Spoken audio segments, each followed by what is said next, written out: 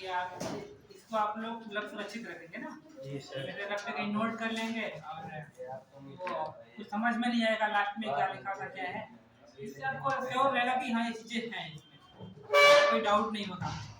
और मैं तो एक चीज यही कहता हूँ कि भले ही मेरी राइटिंग अच्छी नहीं वो अलग मैटर करता है, आप लोग मेरे साथ देखिए सर समझ में तो आता है, अच्छी है।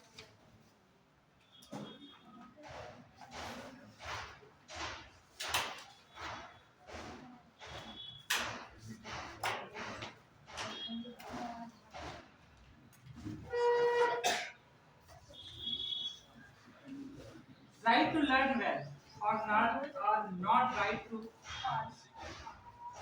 at all।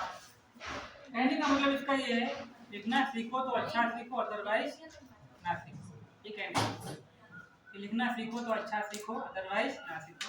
तो हमारे जब नोट्स बिल्कुल नीट एंड क्लीन होते हैं तो हमको पढ़ने में भी मजा आता है। अगर हमको थोड़ा सा भी डाउट लगा तो यहाँ पर माइंड में एक क्रिएशन होता है कि अरे क्या इसमें समझ ही में नहीं आ रहा ना। तो नोट्स आपके जो होने चाहिए बहुत ही अच्छे होने चाहिए। और जहाँ तक वैसे आप लोग जैसा भी रूल बना रहे हो पढ़ने का, मेरा तो यही रूल रहता है कि अगर आपके पास कोई अच्छी बुक्स है तो उसी पे नोट्स उसी को बना लो, उसी पे जो अच्छी चीज़ें उन्हें पढ़ो उसको तो अंडरलाइन कर लो, क्योंकि उससे अच्छा आप नोट्स बना नहीं सकते। तो उसी पे अंडरलाइन कर लो, जब पढ़ने बैठो वही फिर अंडरलाइन वाली चीज़ें पढ़ो, बार बार अंडरलाइन वाली चीज़ें पढ़ो। बाकी आपका जैसा आपको जो ऐसा इजी पैटर्न लगता है वो आप फॉलो कर सकते हैं, क्योंकि उसमें थोड़ा सा नीट एंड क्लीन लिखा होता है और बुक भी सेफ रहती है, कम समय में कहीं आप उसको रख सकते हैं अपनी सेफली। तो उससे आप वहाँ पे सीख सकते हैं कि अच्छी चीज़ें क्या हैं। बाकी आप अपना नोट करते हैं तो उसमें कुछ या तो आप अच्छा बना के रखें सारी चीज़ें कहाँ कहाँ नोट कर पाएंगे, और बुक पर भी नोट कर लो कोई और नए पॉइंट निकल के आ रहे हैं उस सब्जेक्ट के, अलग अलग सब्जेक्टिव बुक तो होंगी। तो अब मैं इसलिए बात करने जा रहा हूँ कुछ अलग। ये हमारा जो टॉपिक है ये सिंटैक्स से भी रिलेटेड है, जो दूसरे टाइप में छपा हुआ है ना, सिंटैक्स से भी रिलेटेड है इसमें। और यहाँ पे तो इससे पहला देखिए इसमें भी नोट करते रहिएगा आप लोग। पहला पॉइंट इसमें क्या लिखा है, ईच और एवरी। ईच और इसमें कुछ चीजें लिखी हैं, कुछ और मैं इनको बताऊंगा अलग से। ईच और एवरी का मतलब होता है, आप लोग जानते हैं प्रत्येक, है ना। तो इसमें लिखा है ईच, तो कुछ इस तरह से कॉन्सेप्ट लिखा है रूल नंबर 1 में, ईच और आपने क्या लिखा है और फिर क्या लिखा हुआ है प्लस, ये लिखा है सिंगुलर नाउन। क्या लिखा है, सिंगुलर नाउन लिखा हुआ है, प्लस फिर लगा हुआ एंड, और फिर क्या लिखा हुआ है, सिंगुलर नाउन लिखा हुआ है, और फिर बाद में लिखा हुआ है डॉट डॉट करके लिखा हुआ है सिंगुलर वर्ब। इस चीज को समझिएगा, हमेशा क्वेश्चन आता है। ये तो जो कोई अगर यूपी टेट वगैरह की तैयारी कर रहा है इंग्लिश के लिए तो उसके लिए तो ये कहते हैं, उसके लिए क्या है, उसके लिए पैंसिया। पैंसिया मतलब जानते हैं क्या? सर सीटेड के लिए एक बुक बता दीजिए। है ना, पैंसिया मतलब उसी के लिए टीचर वगैरह के लिए इंग्लिश में। पैंसिया का मतलब होता है, कहते हैं रामबाण। रामबाण अगर तू उसकी तैयारी कर रहा है उसमें इंग्लिश वगैरह अगर आप कितने नंबर की इंग्लिश आती है? 30 नंबर का, 30 का होता है 30। तो उसके लिए तो ये रामबाण है। पेपर कैसा आता है, मॉडरेट या डिफिकल्ट या इजी? देखो कोई पेपर सब मॉडरेट आते हैं, ये पेपर का पैटर्न थोड़ा सा बताता है। ये सब बता दीजिए। जैसे मान लीजिए कहीं 150 क्वेश्चन आते हैं, ठीक है। किसी कोई ऐसा टॉपिक है जिसमें 150 क्वेश्चन होते हैं, तो उसमें क्या होता है, आपको 30 क्वेश्चन तो ऐसे होते हैं 150 में जो वेरी इजी होते हैं, बहुत इजी, ठीक है। वो क्वेश्चंस कहे जाते हैं, उनको कहते हैं हमने जो नाम रखा है बीपीएल के क्वेश्चन, बिलो पॉवर्टी लाइन, जो अधिकतर लोग कर लेंगे। जो स्कूल कभी नहीं कोचिंग बुक उठा के देखता है, खाली पढ़ाई कर रखा है, वो भी कर लेगा। 150 की बात कर रहा हूँ, 150 में 30 क्वेश्चन उसमें कौन होते हैं जो थोड़ा सा ये वेरी, ये वाले कौन क्वेश्चन होते हैं, इजी क्वेश्चन होते हैं। ये इजी क्वेश्चन होते हैं, ये आप समझ सकते हैं कि एपीएल वाले कह सकते हैं। 30 क्वेश्चन उसमें कैसे होते हैं, 30 क्वेश्चन ऐसे होते हैं जो मॉडरेट होते हैं, मॉडरेट, ठीक है। 30 30 क्वेश्चन और कैसे होते हैं, उसमें 30 क्वेश्चन ऐसे होते हैं जो टफ होते हैं, ठीक है, जो क्या होते हैं क्वेश्चन टफ नहीं रखो, जो थोड़ा सा इजी टू मॉडरेट। हाँ इजी टू मॉडरेट, ठीक है, नहीं ऐसे करो मॉडरेट टू हार्ड, ठीक है, टू टफ, ठीक है, ये हार्ड, ये थोड़ा सा कठिन, और उसमें 30 क्वेश्चन जो होते हैं वो वेरी डिफिकल्ट होते हैं, है ना, वो क्या होते हैं, वेरी डिफिकल्ट होते हैं, ये क्वेश्चन पूरे हो गए।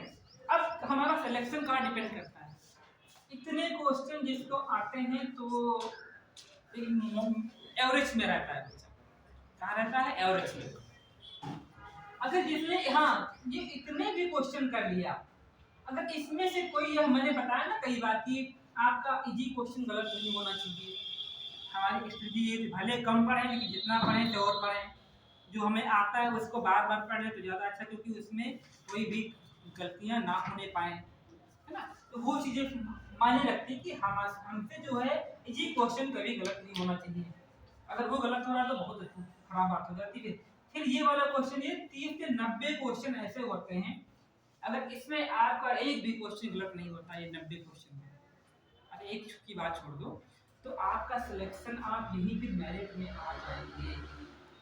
आप देख लीजिए कोई भी क्वेश्चन आप एग्जाम दे के आए हो, 90 का मतलब हो गया 60%, कितना हो गया, हो गया नहीं हो गया, 60% में आपका कोई भी एग्जाम हो, आप 60% आप पीसीएस में करके आओ, मेंस में बैठ जाओगे, है कि नहीं, मेंस आप मेंस में बैठोगे आप प्रीलिम्स करके आते हो, तो मैं कहाँ की बात करता हूँ, कौन से क्वेश्चन की बात करता हूँ, मान लीजिए आप इसमें से थोड़ा सा 70 क्वेश्चन ही कर पाए, या 80 क्वेश्चन, 80 क्वेश्चन 10 इसमें से खींच लिए तब भी तो आपका 90 हो गया, 80 आ गया, 90 हो गया, नहीं हो गया, 80 आप कवर कर लेंगे।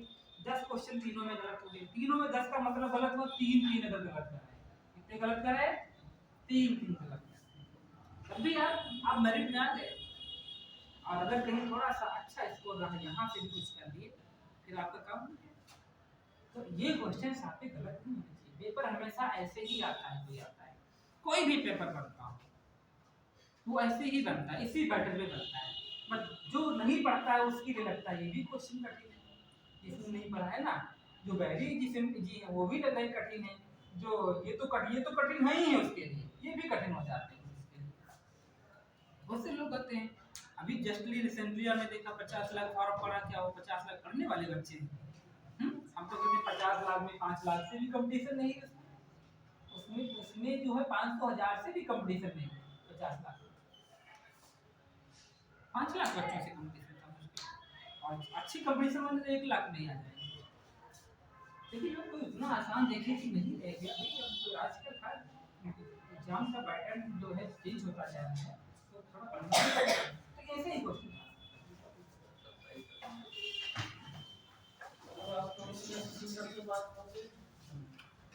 आपकी समस्या पर हम लोगों ने बात की है।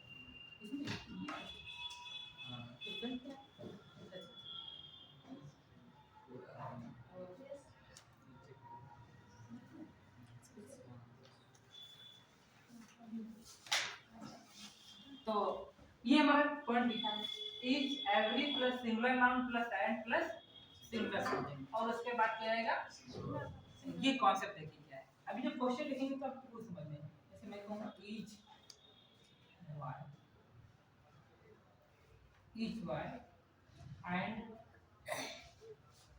boy and child, ऐसे ना, each boy and child, each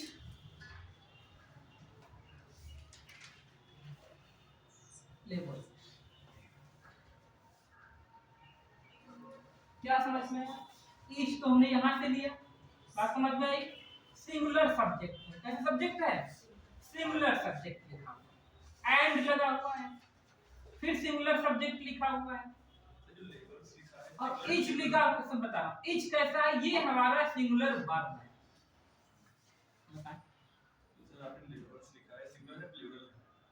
उससे नहीं मतलब है, यहां तक मैंने बात बताई, यहां तक ये, अगर ईच एवरी से 2 सब्जेक्ट जुड़े हैं, ईच या एवरी से 2 सब्जेक्ट एंड से जुड़े हैं, तो बाद वाला जो वर्ब होगी वो कैसी होगी, सिंगुलर वर्ब होगी। यहाँ पे परीक्षा में लिख कर दे देंगे आर, ये गलत हो जाएगा। बात समझ में आई? ये आर लिख कर दे देंगे, वहां पे गलत है। जैसे मैं कहूं अगला every student and monitor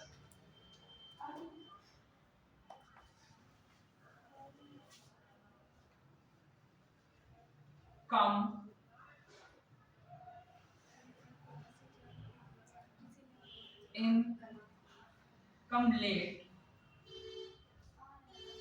in the exam in the class। अब देखिए सेंटेंस सही है क्या गलत?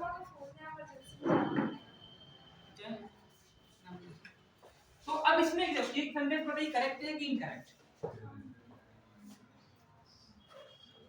Every student and monitor come late in the class. क्या होगा सही इसमें?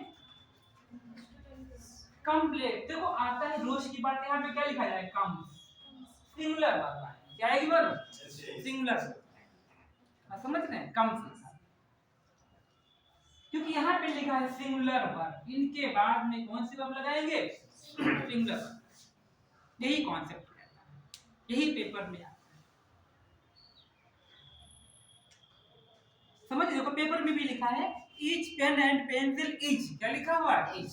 यहाँ पर देखो ये वर्ब है कि कम आने की वर्ब, ये मेन वर्ब आ गई। यहाँ पे वर्ब हेल्पिंग वर्ब है तो ईच लिखा जाएगा। यहाँ पे कम से लिखा है, कम लिख देंगे तो प्लूरल होगा। देखो कोई अगर वर्ब है, कोई क्या है अगर वर्ब, अगर वर्ब पे एस या ईएस लग जाता है तो वो वर्ब कौन सी मानी जाती है? सिंगुलर। क्या मानी जाती है? सिंगुलर वर्ब मानी जाती है। अगर एस और ईएस नहीं लगता है तो कौन सी वर्ब मानी जाती है? वो प्लूरल वर्ब मानी जाती है। तो यहाँ पर एस और ईएस नहीं लगा था ना, तो कौन सी वर्ब मानी जाएगी? प्लूरल वर्ब मानी। लग गया तो फिर क्या? Singular verb. ठीक है। और ये सिंपल प्रेजेंट में टेंस है ना, तो जैसे मैं कहूँ और यहाँ पे एग्जांपल और बताता हूँ। each day and night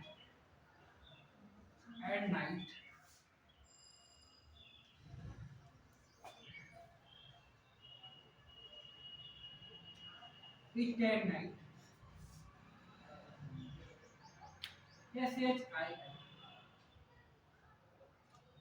shine, ठीक है, साइन, वेरी,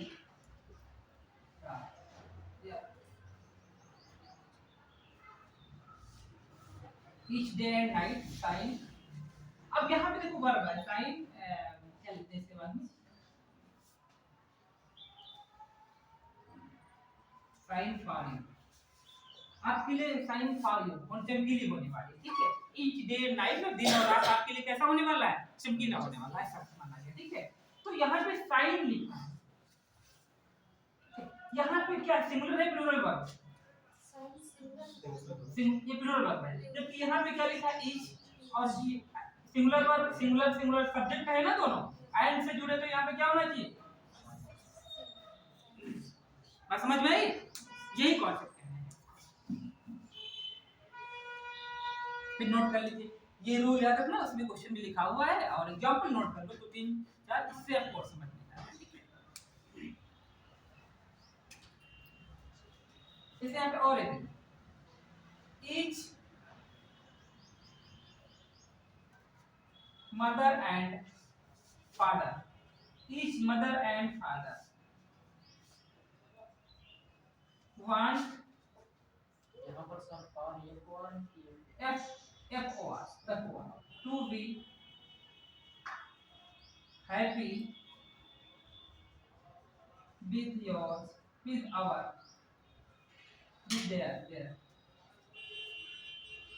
child। फिर प्रत्येक माता पिता जो है अपने बच्चे से चाहते हैं खुश रहना, है ना, अपने बच्चे के साथ खुश रहना चाहते हैं। अब यहाँ पे सेंटेंस में क्या लिखा? वांट। क्या लिखा है? वांट। क्या होना चाहिए? वांट।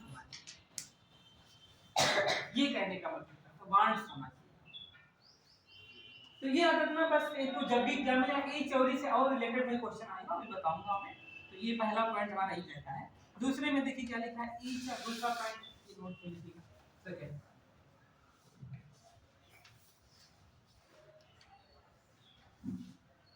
अगर ये लिखा हुआ है कहीं ईच ऑफ और एवरी ऑफ, उसमें तो रूल तो लिखा हुआ है ना, ईच ऑफ एवरी ऑफ भी लिख करके गए,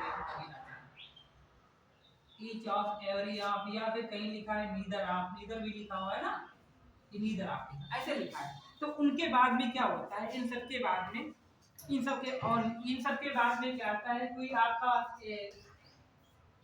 कोई प्लूरल नाउन आएगा। कैसा नाउन आएगा, साथ में प्लूरल नाउन आएगा, और प्लूरल नाउन आएगा उसके साथ में जो प्लूरल नाउन होगा वो ये क्या लिखा, प्लूरल नाउन हो या फिर सिंगुलर काउंटेबल नाउन हो, या फिर सिंगुलर काउंटेबल नाउन हो, या प्लूरल नाउन हो, या फिर कैसा हो, सिंगुलर काउंटेबल नाउन हो।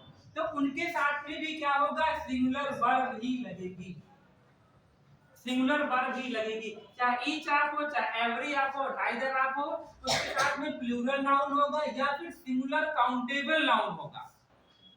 तो कौन सी वर्ब लगाएंगे हम, एट लास्ट में हम तुमको यही बताएंगे कि एच ईच एवरी कहीं पर भी लगाए शुरू में तो बाद में सिंगुलर वर्ब भी लगाना, ठीक है। ये बाद में बताऊंगा भी कि अगर देखो ईच एवरी यहाँ पर भी है, यहाँ पर भी बात किया मैंने ना, और सबके बाद में कौन सी वर्ब आ रही है, सिंगुलर, तो सिंगुलर वर्ब भी लगाना, मैं ये भी बात बताने वाला हूँ। तो इसका एग्जांपल देखिए, इसे यहाँ पे लिखूं, each of page, each of page,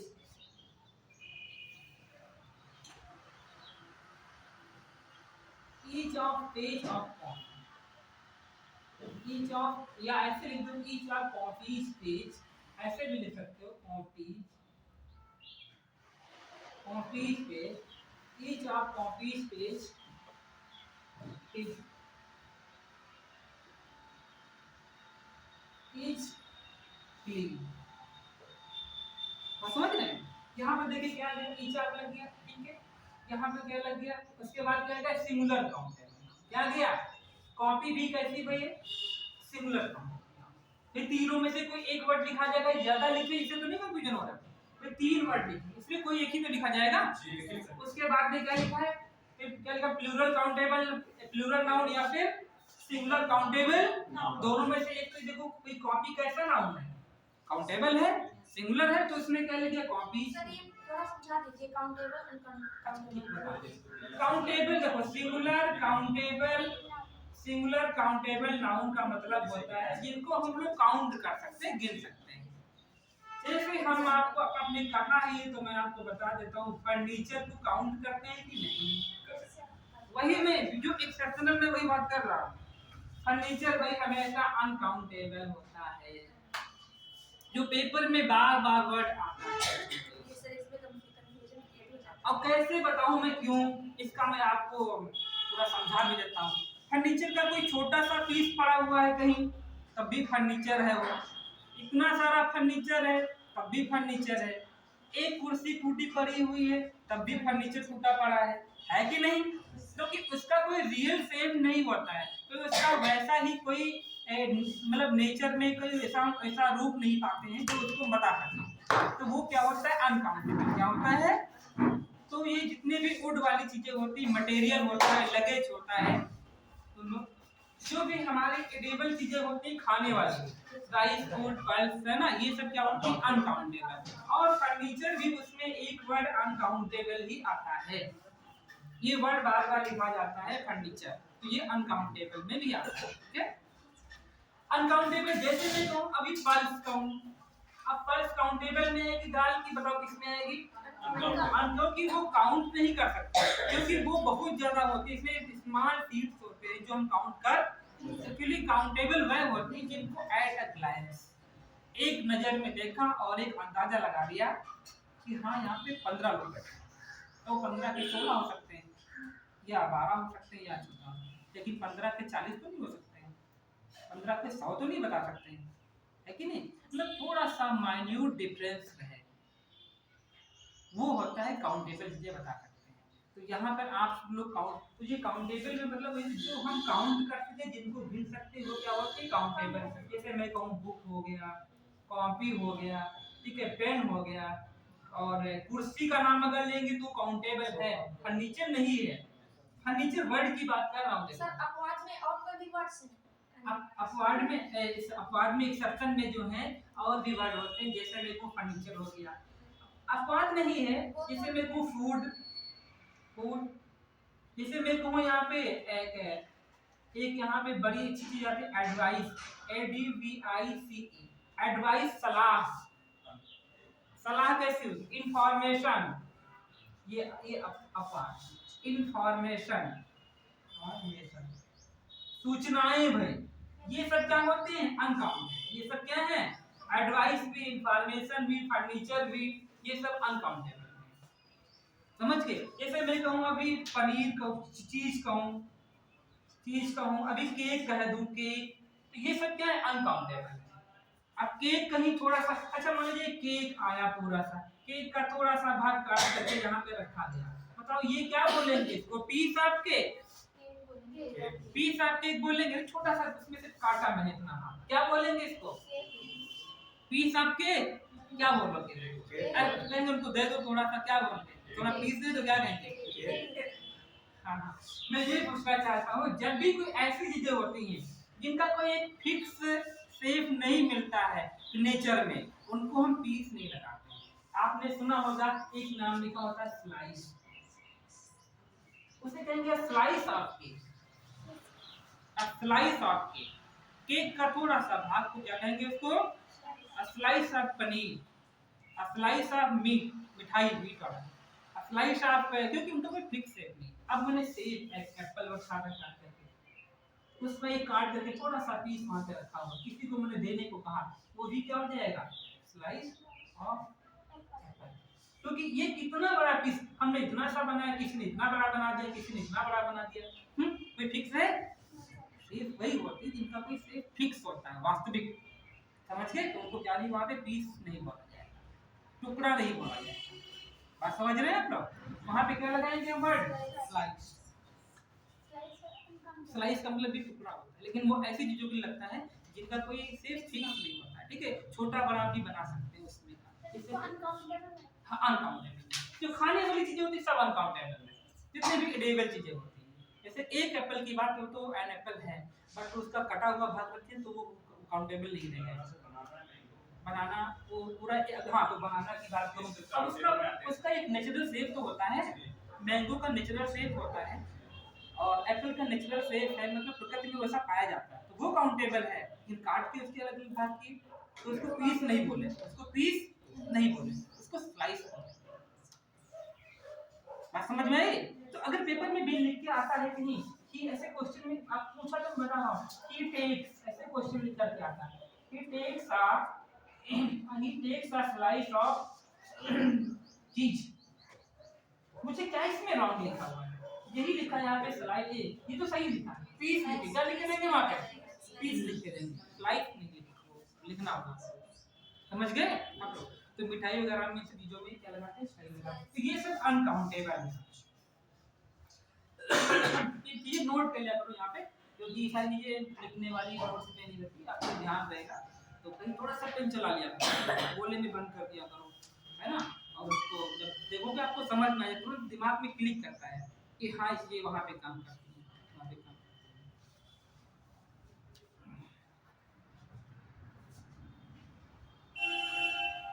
कोई अनकाउंटेबल काउंटेबल समझ में आएगा? काउंटेबल जिनको हम गिन सकते हैं, फर्नीचर नहीं गिन सकते, केक नहीं और पनीर नहीं, चीज नहीं, क्योंकि उनका कोई फिक्स शेप नहीं होता है ना, नेचर में वैसा कहीं नहीं पाया जाता। यही रीजन है।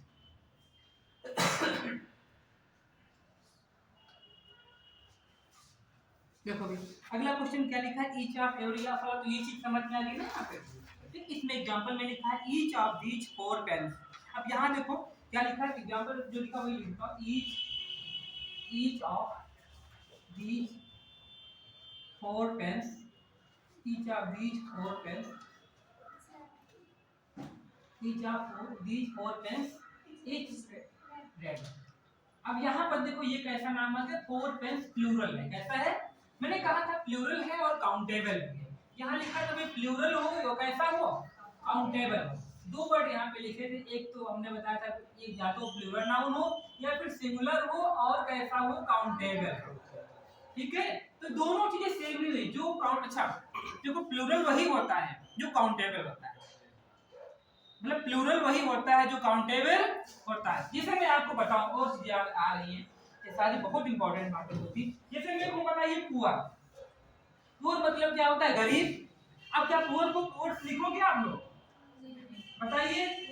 अच्छा कई बहुत सारे गरीब गरीब खड़े एक पास वहां क्या वो कोर्स कहोगे? क्योंकि पुअर आपने कभी देखा?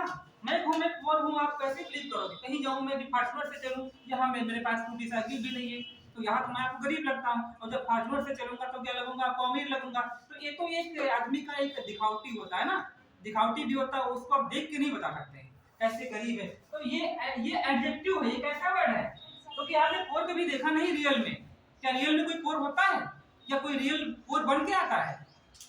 कुछ नहीं, वो तो आपने जैसे जैसे उसकी इनकम होती है वैसा बन जाता है इंसान, या कोई किसी का बैकग्राउंड है, बहुत सारी चीजें मैटर करती हैं इसमें, या एक्सप्लेन करने की आवश्यकता नहीं है। तो ये कैसा एडजेक्टिव है? तो अगर ऐसा है तो इसमें में पुअर्स नहीं लिखेंगे, दा पुअर क्या लिख देंगे, गरीब। जैसे मैं कहूं उन्होंने गरीबों को कंबल बांटे, उन्होंने गरीबों को कंबल बांटे, तो he distributed the blanket to the poor, the poor क्या लगा देंगे, इसका पुअर्स नहीं रहेगा। ठीक है, तो मैंने क्या बताया, सिंगुलर जो होते हैं, सिंगुलर से प्लूरल जब बनाते हैं तो उन्हीं चीजों के बनते हैं जो वो काउंटेबल होते हैं। क्या होते हैं? काउंटेबल होते हैं। अनकाउंटेबल का प्लूरल नहीं बनता है। जैसे मैं आपको बताऊं, अभी कहूं गोल्ड, क्या कह दूं, गोल्ड। अब गोल्ड को क्या गोल्ड लिखोगे आप लोग? नहीं लिखा जाएगा गोल्ड। क्यों? क्योंकि ये अनकाउंटेबल है। कैसा है? अनकाउंटेबल नाउन है, ये अनकाउंटेबल नाउन है। क्योंकि गोल्ड 1 ग्राम है तब भी गोल्ड, 10 ग्राम है तब भी गोल्ड, 1 किलो है तब भी गोल्ड, है ना? उसका कोई ऐसा नहीं। तो ये क्या है, ये सिर्फ मेटल है। क्या है? जितने भी मेटल होते हैं ये सब क्या होते हैं, अनकाउंटेबल होते हैं मेटल। चाहे वो आयरन है, गोल्ड है, एची है, सिल्वर है, कुछ भी है, तो वो सब अनकाउंटेबल। तो कभी भी एडजेक्टिव का भी प्लूरल नहीं बनाते हैं। एडजेक्टिव का प्लूरल बनाना है तो उसमें क्या लगा देते हैं, दा। बात समझ आई? जैसे मैं कहूं रिच, अब रिच कैसा वर्ड है? अभी आप लोगों ने एडजेक्टिव के नाम बताए थे ना, पहले 5 नाम लिखा था, तो वो सब एडजेक्टिव ही तो हैं। अब कभी उनका प्लूरल बनाना है तो आप क्या लगा देंगे उसके पहले, दा।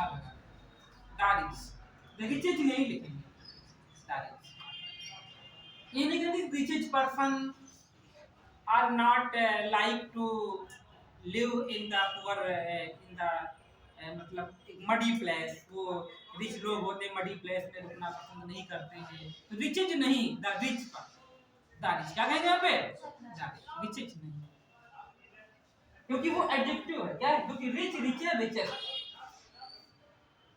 थोड़ा सा दिमाग लगाइए कि रिच कहीं कोई होता है वास्तविक या कोई बन के आता है, तो ऐसा तो खुद भी कैसे वो नाउन है ही नहीं, वो एडजेक्टिव सब्जेक्ट वो क्या नाउन है ही नहीं। वो नाउन वही जो हम सब देख रहे हैं, जिसको हम छू सकते हैं, ये सब बोतल है, मोबाइल है, ये नाउन है। अब रिच को हम कहीं छू सकते हैं, गरीब को कहीं हम छू सकते हैं, तो एडजेक्टिव है। भाई कोई कहे वो टाल है, तो टाल का मतलब क्या है, पुअर है। अब पुअर को हम कभी छू सकते हैं? नहीं। कोई रिच को हम कभी छू सकते हैं, पकड़ सकते हैं? नहीं। ये क्या एडजेक्टिव है? चाइल्ड, कोई चाइल्ड है। अब कोई चाइल्ड क्या है, चाइल्ड एक नाउन है, लेकिन इसमें है, जैसे मैं कहूं यूथ, YOUTH, यूथ मतलब यंग, नवयुवक। अब यूथ को हम नहीं पकड़ सकते हैं, यूथ का एक उसका एक नाम दिया गया, वो उसकी एज को बताता है ना। तो ये सब क्या है, एडजेक्टिव है। क्या ये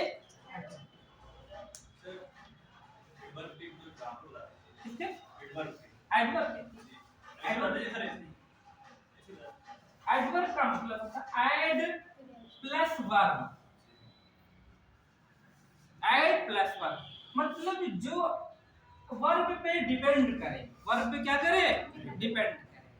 मैं भी एक एग्जांपल बताता हूँ, वो बताऊँ तो जैसे मैं कहूँ यहाँ पे कम इन, वही कह रहा है कि अंदर आओ, तो इन किससे रिलेटेड है? इन क्या मतलब? अंदर आओ। इन क्या है? यहाँ पे एडवर्ब है। अगर इसके बाद में कम इन द रूम, अब यहाँ पे क्या हो गया? ये हो गया प्रीपोजिशन। अब यहाँ पे इनका जो मतलब हो गया रूम से हो गया कि कोई रूम है, तो ये दो वर्ड। अब यहाँ पे ये जो है ये काम करने लगा किसका? जैसे पूरा कर दो, दे कम, यहाँ पूरा सेंटेंस लिखो, दे कम इन द रूम। अब ये प्रीपोजिशन हो गया।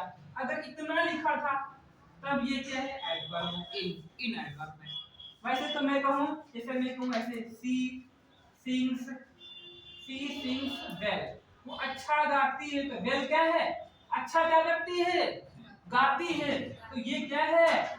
कि किस पे डिपेंड है? वर्ब पे। तो वर्ब पे डिपेंड, तो वेल क्या हो गया? एडवर्ब। क्या हो गया?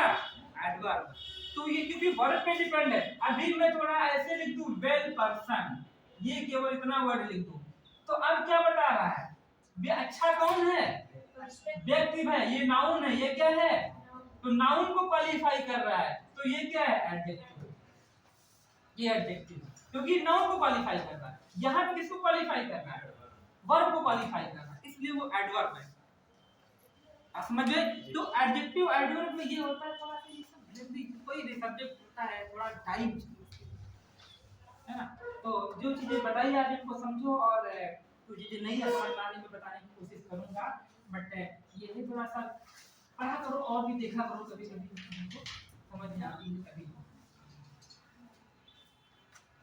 तो ये मैं टॉपिक बता रहा था।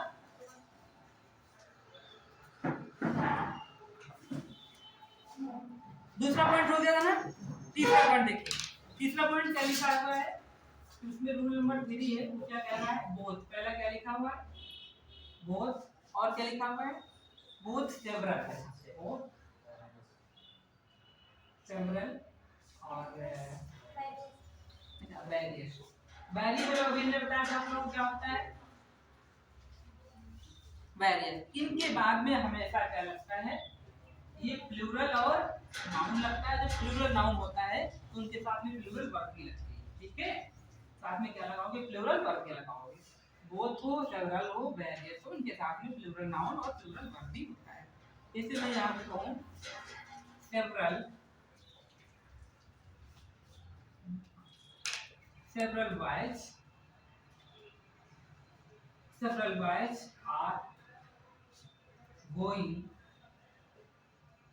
to see the fair.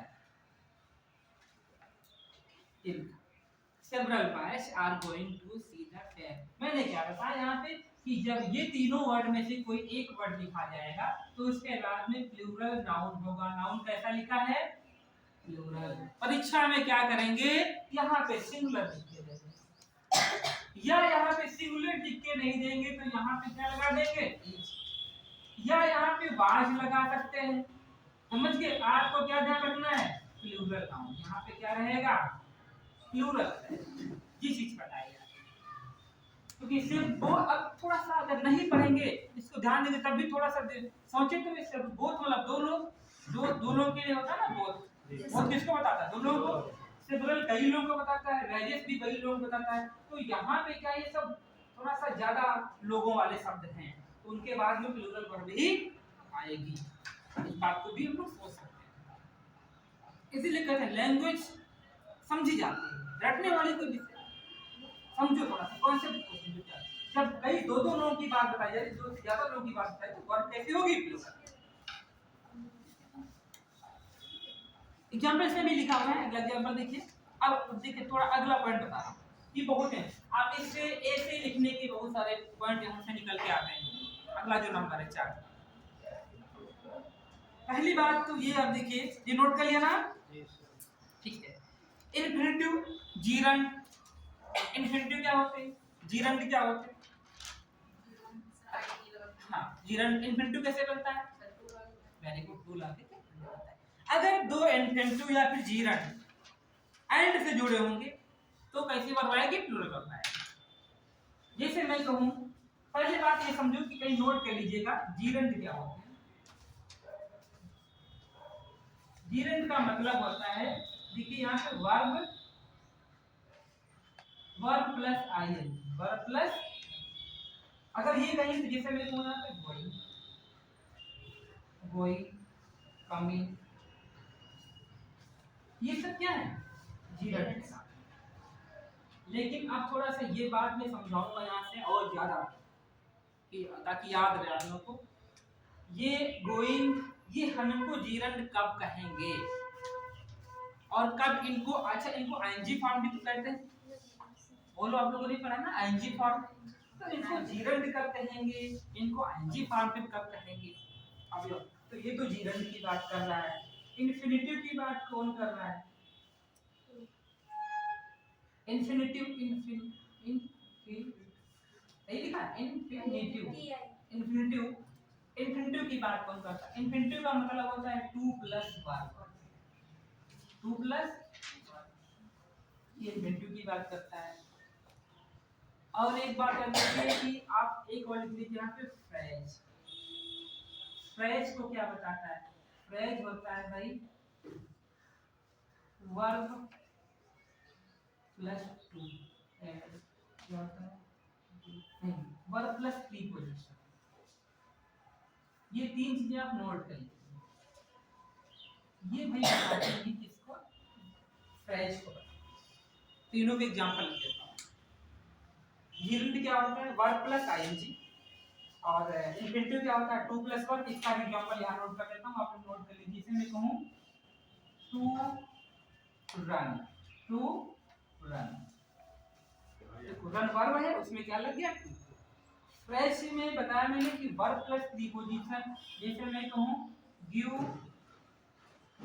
Up, आप लोगों ने ब्रेकअप, ये क्या है, ये फ्रेज होते हैं, ये फ्रेज में आता है गिव अप, और ये इन्फिनिटिव, और ये तीन वर्ड नोट कर लीजिए। इसमें इनका मीनिंग अब कहाँ पे, कब इनको कहेंगे कि फ्रेज है, कब इन्फिनिटिव है, कब ऐसा होता है, ये अब इनका मीनिंग बदल जाता है। जब ये वाला तो बहुत इंपॉर्टेंट, ये तुम्हारे पेपर में भी आता है यूपीपीसीएस में, फ्रेज वाला तो अक्सर पूछा जा रहा है, लेकिन ये थोड़ा ऐसा चीज है मैटर जो कि बहुत बड़ी लिस्ट होती है, जैसे आप लोगों ने हिंदी में पढ़ा होगा सिनोनिम्स एंटोनिम्स, वैसे ही है, ठीक है, बहुत बड़ी इनकी लिस्ट होती है, तो ये कौन याद करा दूं, पता चले 200-300 वर्ड पढ़े, उसमें से एक आ जाए, तो 300 पढ़ने का बहुत बड़ा टाइम हो ना, 300 याद करना, तो इसलिए ये चीज़ मैं इसको नहीं लिया, मैंने आज पढ़ाने सोचा, क्योंकि इसको बहुत ज़्यादा पढ़ने पर तब एक क्वेश्चन भी आ सकता है, वो भी जरूरी नहीं कोई आ जाए, अपने आप बना करके दे दे, ये चीज़ मैं तभी छोड़ा।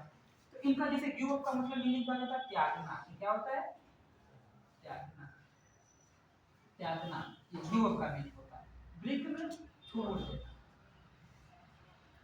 तो अलग अलग मीनिंग होता है, तो दोनों यहाँ से मीनिंग होते हैं।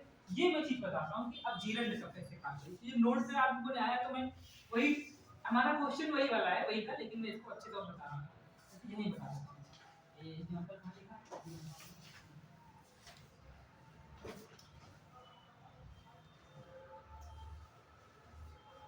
रूल नंबर कौन सा था, उसी की बात करने जा रहा हूँ, 4 वाला है ना, ये तो है, जैसे मैंने कहा 2, तो देखो जैसे मैं यहाँ पे to run, to run and to walk are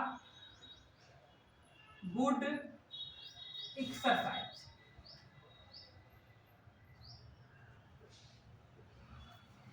अब यहाँ पे इन्फिनिटिव, कोई पूछे भाई टू रन क्या है, इन्फिनिटिव, टू वॉक क्या है, इन्फिनिटिव, दो इन्फिनिटिव एंड से जुड़े हैं, तो वर्ब कैसी होगी, प्लूरल,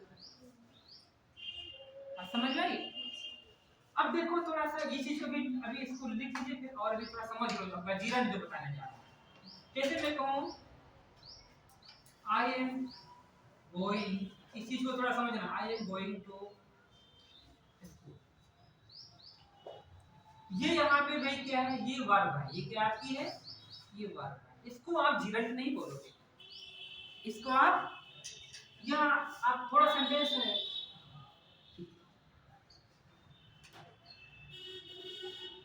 या थोड़ा सा और मैं इसका सेंटेंस, थोड़ा सा और सेंटेंस को इंप्रूव करता हूँ, I am walking, I am walking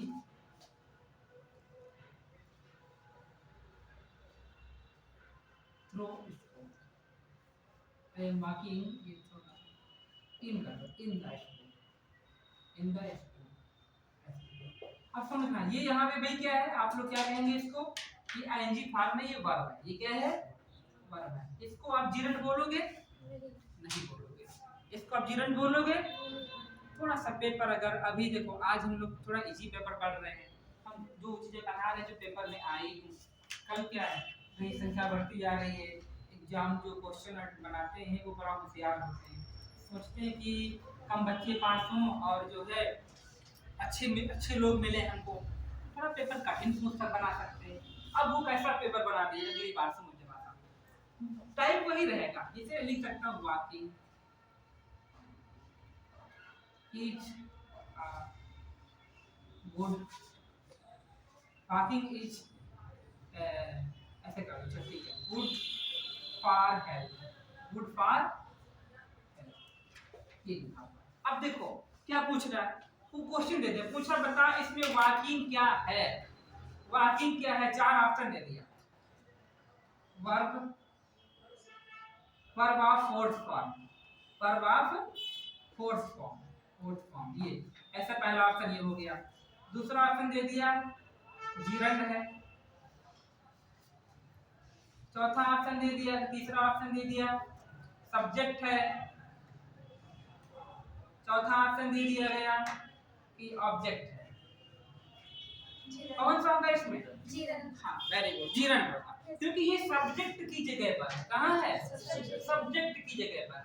अब सब्जेक्ट नहीं टिक करना, ये तो हमने गलत ऑप्शन लिख दिया, सब्जेक्ट रख देंगे पहले नंबर पर, तो क्या करेंगे सब्जेक्ट लिख देंगे पहले नंबर पे। आपने देखा था कि हमारा रूल तो होता है सब्जेक्ट वर्ब और ऑब्जेक्ट, ये क्या है हमारा सब्जेक्ट, ये सब्जेक्ट नहीं है क्या, हाँ ये लेकिन है। अगर ये क्वेश्चन थोड़ा कठिन पूछा, क्या पूछा, विच वर्ड, ऐसे पूछ दिया which word works as a subject, as a subject. अब बताओ सब्जेक्ट की तरह से कौन काम कर रहा है इसमें, ये तो काम कर रहा है, क्या है जीरंड, ये सब्जेक्ट है नहीं, सब्जेक्ट की तरह से काम कर रहा है नहीं सब्जेक्ट, है क्या ये रियल में जीरंड है, रियल में ये है क्या इसमें, लेकिन पूछे वर्क किसकी तरह से करता है, सब्जेक्ट की तरह। आज समझ में आई, थोड़ा सा कठिन पूछेंगे तो यही बना देंगे भाई, आगे टफ करते जा रहे हैं तो यही पूछ लेंगे कि ये टू रन किसकी तरह से काम कर रहा है, सब्जेक्ट की तरह से काम कर रहा है। वास्तविकता है ये क्या, नहीं ये इन्फिनिटिव, ये भी इन्फिनिटिव है, लेकिन वर्क करता है दोनों सब्जेक्ट के लिए। जैसे मैं पढ़ा रहा हूँ, अभी आप लोगों का से कोई आके पढ़ाने लगे तो आप टीचर दोनों हो गए, लेकिन एक टीचर की तरह से अब हमसे जैसे हमारे जैसे ही पढ़ाने लगे तो आप टीचर की तरह से वर्क करने लगे। आप समझ में आई कि आप टीचर हो नहीं गए, क्योंकि वो आप जब भी जाएंगे जो आपको वहां से अथराइज किया जाएगा कि आप टीचर हैं भाई, है ना। तो वैसे यहाँ पे क्या है ये जीरंड, ये यहाँ पे ये वर्ब है एनजी फॉर्म लगी, यहाँ पे ये क्या काम कर रहा है, हाँ जीरंड है, वर्ब कैसे करता है, तो क्वेश्चन को पढ़ना है कि क्वेश्चन पूछ क्या रहा है, उस पर डिपेंड करता है ना। समझ में सबको बात नहीं आ रही, अच्छी चीजें हैं कि नहीं, मतलब एक कुछ समझने वाले पॉइंट है कि नहीं है, बस यही होता है समझने में कि आप कैसे क्वेश्चन को क्या क्वेश्चन कह रहा है, क्या आप फाइंड कर रहे हैं, आंसर तो उसी में छिपा होता है, प्रश्न वही आएगा पेपर में, आज पूछा जा रहा है कल भी पूछा जाएगा, बस इसमें क्या कर देंगे थोड़ा क्वेश्चन बदल देंगे, ये पूछा जाएगा।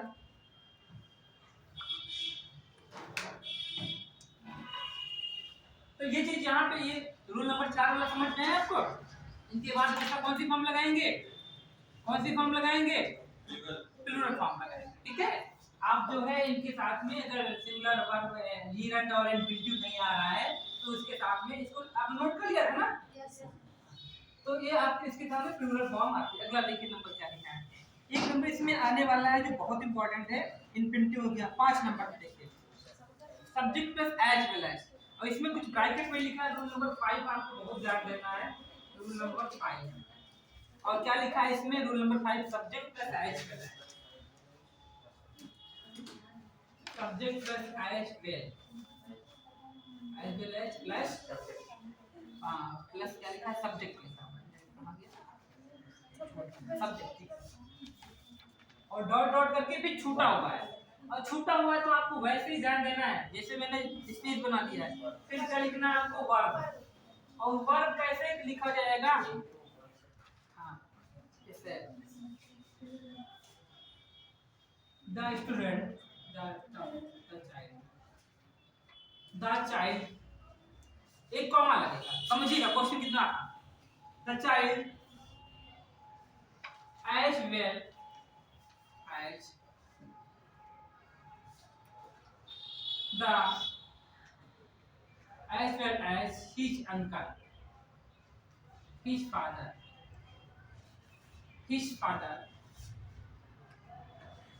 सब्जेक्ट हो गया पहला वाला, हो गया एज वेल एज लग गया, और फिर क्या लग गया, सब्जेक्ट लग गया। ठीक है, तो ये हो गया अपना सब्जेक्ट लिखा, और इसके साथ में वर्ब कैसे आएगी, ब्रैकेट में क्या लिखा हुआ है, ब्रैकेट में क्या लिखा हुआ है, एक वर्ब अकॉर्डिंग, वो थोड़ा हमने अपने से लिखा है, मैं समझा रहा हूं, अकॉर्डिंग टू फर्स्ट सब्जेक्ट। अच्छा वो एक लिख गया वहां पे, according to first subject. Verb जो लिखी जाएगी वो किसके अकॉर्डिंग लिखी जाएगी, थोड़ा ध्यान देना प्रश्न पे, बहुत इंपॉर्टेंट है, बहुत जी, ना कुछ याद करना है ना कुछ रट्टा मारना है, बस कॉन्सेप्ट को समझना है। यहाँ पे हम इसके अकॉर्डिंग लिखेंगे, the child as well as his father, as well as his father has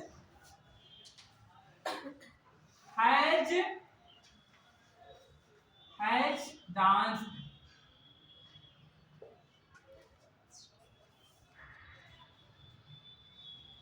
समझ में आई, या हैज डांस, इतना बस समझ में आई। कैसे, इसमें जो लिखा है वो जो हैज लगेगा यहाँ पे वो लगेगा चाइल्ड के अकॉर्डिंग। अभी यहाँ पे मैं कर देता चिल्ड्रन, अभी यहाँ पे क्या लिख देता, चिल्ड्रन, और चिल्ड्रन भी कैसा वर्ड है, प्लूरल, तो यहाँ पे क्या हो जाता, बात समझ में आई नहीं है, यही कॉन्सेप्ट है, बहुत इंपॉर्टेंट है परीक्षा में। पीसी यूपीएससी का तो मिसाल चीजें आज की में लिखा है कि यूपीएससी से तो बहुत ज्यादा इंपॉर्टेंट है, पीसीएस का भी है, और लोअर एग्जाम होते हैं उनमें तो मैंने बताया ना पैनेसिया है, पैनेसिया का मतलब सामना, हर जगह आता है। तो ये चीजें यहाँ पे, ये अगला देखिए, ये तो इसी सेंटेंस पे डिपेंड करती है। अगला दो अच्छा आई देखना sentence, as well as my brother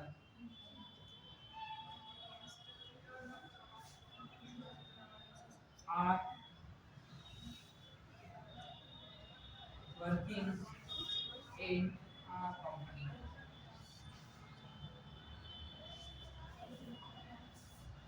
देखो सेंटेंस, बताइए इसमें क्या गलत है कि सही है, बिल्कुल सेंटेंस को देखिए,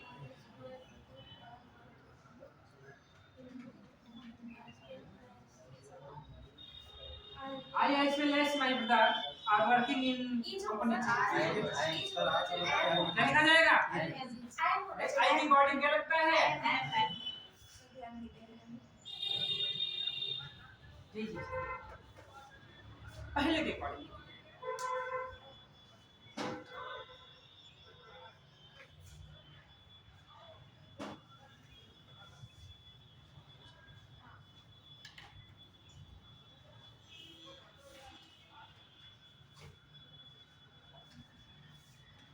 पांच हो गया, कितना आ रहा है, 6।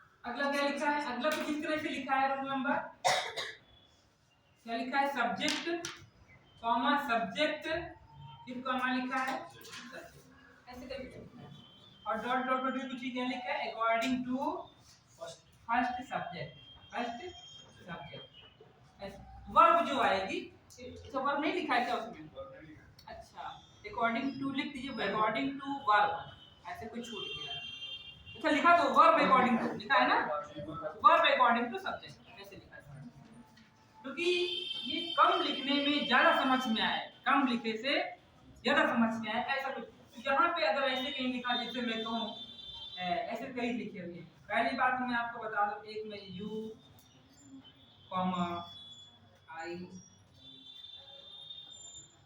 एंड हिज ब्रदर, एक एग्जांपल इसमें भी लिखा हुआ है। अब देखिए यहाँ पे इसमें अब जो आगे हेल्पिंग वर्ब लिखेंगे वो क्या लिखी जाएगी,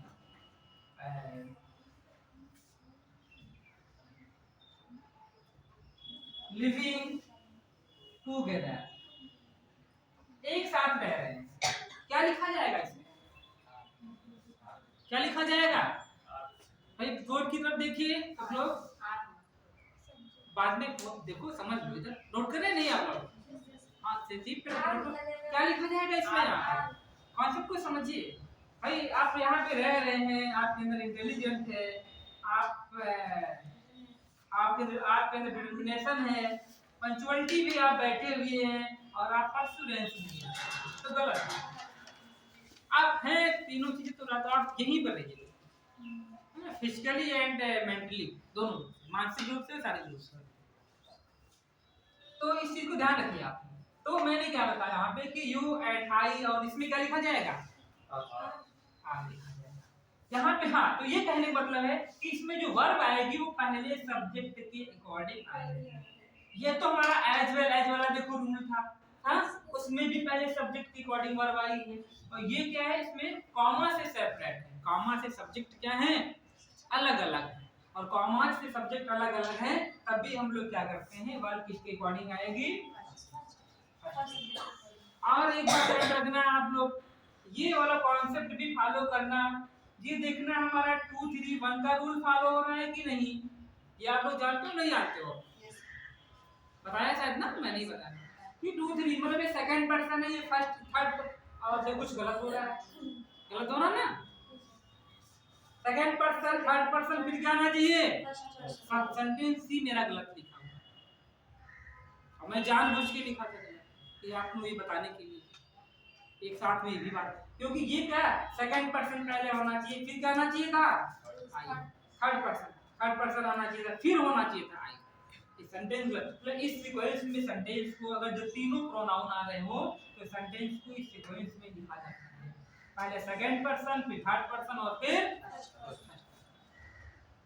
तो ये सेंटेंस अगर जब सही करेंगे तो हिज ब्रदर कहाँ आ जाएगा, पहले यहाँ पे ये लिखेंगे, और हम लोग जो है इसको ऐसे करते हैं, हिज ब्रदर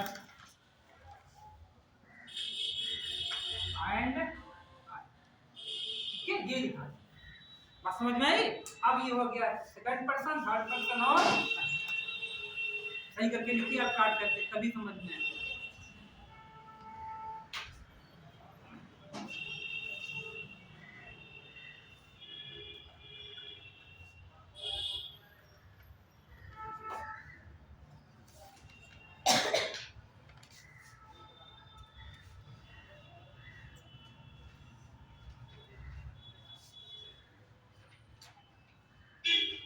ये नोट कर लिया ना, अगला देखिए, अगला क्वेश्चन क्या आ रहा है, इफ एडेड नीदर, हाँ कोडेड वर्ब है, वर्ब सेकंड,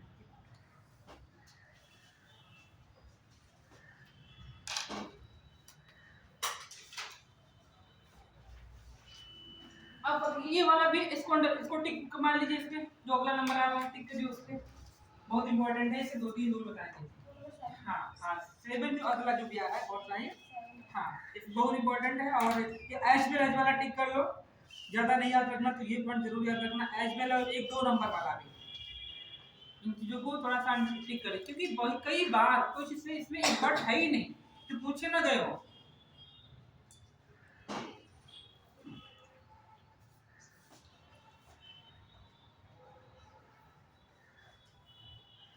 देखिए जैसे अगला क्वेश्चन क्या लिखा है, ये हमारा कुछ इस तरह से लिखा है, उसमें रूल लिखा हुआ, थोड़ा जल्दी जल्दी लिखिए चलिए, क्योंकि और भी टॉपिक देखना है। आइदर हिज फादर, क्या लिखा, आइदर हिज फादर, अगला रूल है, जो भी रूल हो, थोड़ा सा पेज में रूल लिखा हुआ है, आइदर हिज फादर और हिज सन्स।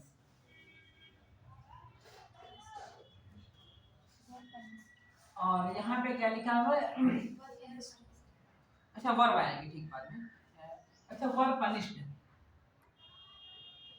वर्ब यहाँ पे क्या कहने का मतलब है, जब आइदर आर से नीदर नहीं या आइदर इधर आर से जुड़े होते हैं दो सब्जेक्ट, एक सब्जेक्ट कहाँ पर ये लिखा हुआ है, ठीक है, और दूसरा सब्जेक्ट कहाँ लिखा हुआ है, ये वाला है, तो जो हेल्पिंग वर्ब लिखी जाएगी वो जस्ट तुरंत पास वाले के हिसाब से लिखी जाती है। अगर इसके अकॉर्डिंग लिखते तो फिर यहाँ फादर सिंगुलर में लिखा है तो यहाँ पे क्या होता है, आज क्या होता है यहाँ पे, लेकिन ये सन्स के अकॉर्डिंग लिखा गया है तभी तो वर्ब आया यहाँ पे। तो ऐसा कॉन्सेप्ट अगर कहीं लिखा हुआ है तो आप क्या करेंगे, उसके बाद में सिंगुलर वो जो मतलब प्लूरल वर्ब लिखेंगे, प्लूरल नहीं, हाँ सेकंड सब्जेक्ट के अकॉर्डिंग। जैसे अगला देखिए एग्जांपल,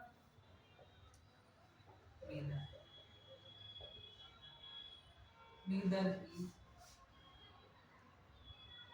और नीदर नॉट, नीदर के साथ में क्या लगता है, नीदर ही नॉट, और यहाँ पे क्या लगेगा,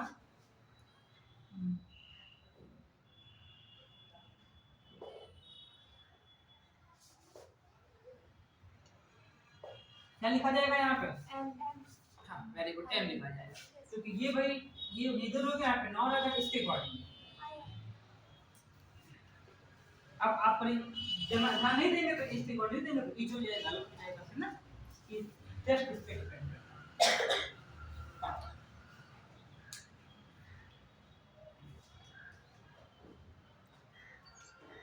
तो ये चीज समझ में आ गई। एक इसमें का और मैं बताता हूँ, एक रूल ये आता है, लिखा हुआ नहीं, आप लोग नोट कर लीजिए कि कहीं पैसों भी क्या लिखा था, आइदर ऑफ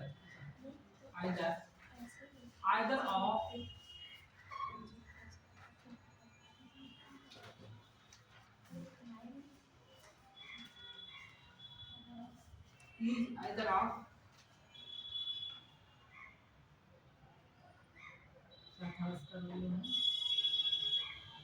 ठीक है। देखो क्या कहना है इसमें कि जब दो सब्जेक्ट ऐसे लिखे होंगे, ठीक है, दो सब्जेक्ट लिखे होंगे, अगर यहाँ पर कहीं कोई ऑब्जेक्ट आ रहा है, क्या आ रहा है, ऑब्जेक्ट पसेसिव केस का एडजेक्टिव आ रहा है, एडजेक्टिव तो पसेसिव केस का हो, किसका हो, पसेसिव केस का हो, जैसे माई रीच है ना, ऐसे आते हैं, तो वो हमेशा सिंगुलर रहते हैं। कौन से रहते हैं, सिंगुलर। एग्जांपल बता रहा हूं, जैसे मैं कहूं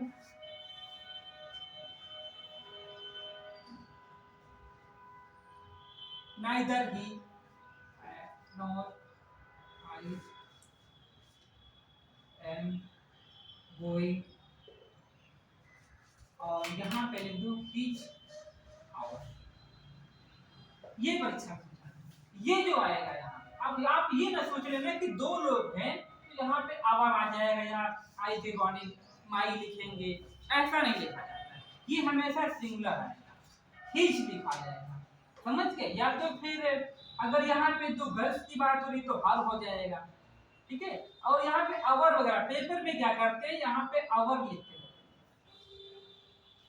ठीक है, आवर हाउस, तो यहाँ पे ऐसा नहीं होता, सिंगुलर एडजेक्टिव का जो वर्ड होगा वो, जो एडजेक्टिव पसेसिव एडजेक्टिव का वर्ड होता है वो सिंगुलर वाला आता है, आवर लिख के पेपर में देंगे, समझ रहे हैं। तो ये जो वर्ड यहाँ पे लिखा होगा वो आवर नहीं होगा, हिज, हर, ये हो सकता है। या फिर अगर यहाँ पे कोई वस्तुओं की बात की जा रही है तो फिर इट्स हो जाएगा, इट्स क्या होता है, इट्स वो हो जाएगा। उनके लिए भी अगर वस्तुओं की बात करें तो पूछ सकते हैं, कभी एक बार पूछा नहीं गया था, लेकिन मैं बताना चाहूंगा। अगर नोट कर लीजिए सेंटेंस नोट कीजिए। अगला देखिए क्या लिखा है, नॉट ओनली जैसा ये वाला, ये नॉट ओनली से भी में था। अगला जो 8 नंबर वाले पे भी कई 4-5 निशान लगा लीजिए, जो 8 नंबर वाला। हाँ, ये तो जितना भी मैंने पढ़ाया अभी तक उन सब में अगर कोई पूछे हमसे तो सब में इंपॉर्टेंट सबसे ज्यादा यही 8 नंबर। और इसमें ध्यान क्या रखना है, जैसे मैं कहूँ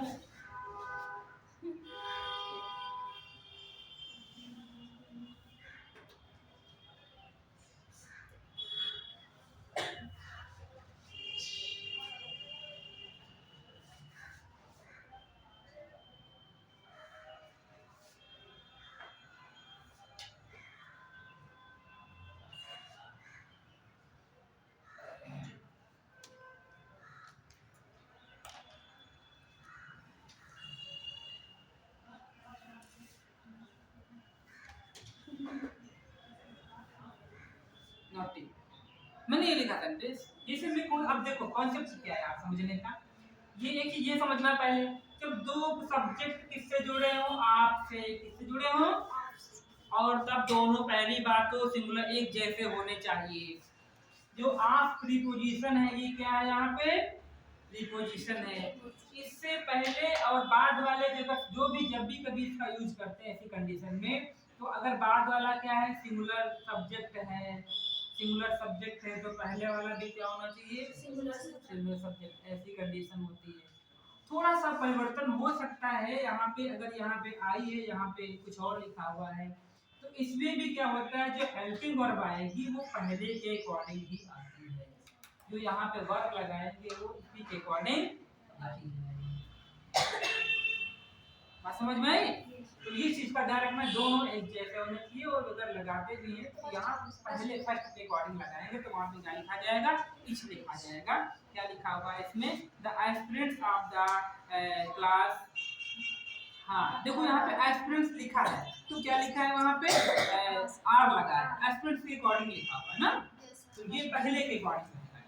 तो अभी तक हम पहले के अकॉर्डिंग, सब्जेक्ट के अकॉर्डिंग क्या ही देखते आए हैं, किसमें सेकंड सब्जेक्ट के अकॉर्डिंग वर्ब लगती है, नीदर ऑफ वाले में, हाँ उसी तो लगती है नीदर। और किसी में जो है ऐसा सेंटेंस यहाँ पे जो आइदर, जब दो आर से जुड़े होते हैं, नाइदर आर हो चाहे आइदर आर, उसमें वाले में सेकंड के अकॉर्डिंग, बाकी अधिकतर किसमें लग रही है, फर्स्ट के अकॉर्डिंग।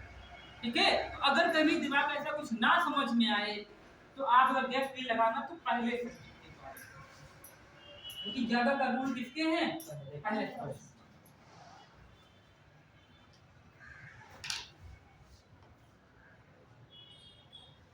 अगला देखिए क्या लिखा हुआ है, एडजेक्टिव एंड एडजेक्टिव, और फिर क्या लिखा है, ठीक थोड़ा सा ये भी नोट करिए ना। अगला रूल नंबर 9 आ रहा है, एडजेक्टिव एंड एडजेक्टिव। तो मैं जैसे मैं कहूं, एक एग्जांपल यहाँ पे सोशल, उसका एग्जांपल नहीं लिखा ना इसमें, सोशल और एडजेक्टिव एंड सोशल एंड है ना political, social and political, social and political जोड़ जोड़ के singular noun, singular uncountable noun, freedom, social and political freedom. अब देखो क्या हो गया, ये क्या है, एडजेक्टिव, क्या है ये, एडजेक्टिव, ये भी क्या है, एडजेक्टिव। फिर पॉलिटिकल, अब कहते हैं ना, अच्छा एडजेक्टिव कैसे है समझो, चाहे सोशल मैन कहते हैं ना, इसके बाद में क्या लगाना, सोशल, सोशल कुछ क्या, सोशल बुक है ना, सोशल बुक ऐसे कुछ भी, इनके बाद में कोई नाम है, सोशल बॉय है ना ऐसा। अब तो पॉलिटिकल मैन बोलो, अब पॉलिटिकल लेडी, तो इनके बाद में नाउन आ रहा है, मतलब क्या है, मींस क्या है, एडजेक्टिव क्या है ये, तो जो दो एडजेक्टिव से जुड़े हैं, किससे जुड़े हैं, उसके बाद में कैसा नाउन आ गया, फ्रीडम, स्वतंत्रता। भाई ये काउंटेबल है, अनकाउंटेबल, ये अनकाउंटेबल, क्या है ये, अनकाउंटेबल। तो ऐसी कंडीशन हो तो इनके बाद में हमेशा प्लूरल वर्ब आएगा। कौन से लगाओगे? आर। ठीक है, हमेशा कौन से वर्ब आएंगे? Plural verb. Social and political freedom are necessary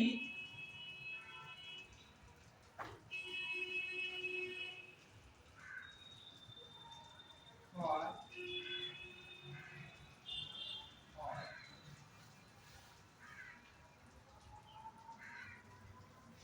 तो सोशल एंड पॉलिटिकल फ्रीडम सभी के लिए क्या है? आवश्यक होती है, नेसेसरी है।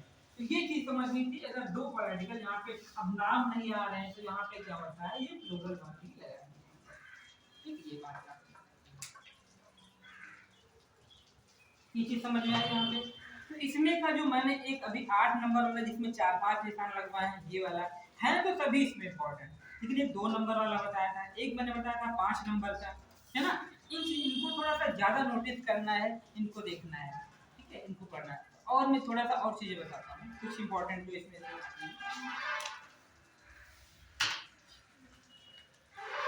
एक कुछ सेंटेंसेस होते हैं, आप जो देख करके पहचान लेंगे। वो टॉपिक में लिखा था, वो सबसे पहले नंबर मैंने मेंशन किया था उस लेवल में कि एनालिसिस ऑफ सेंटेंसेस।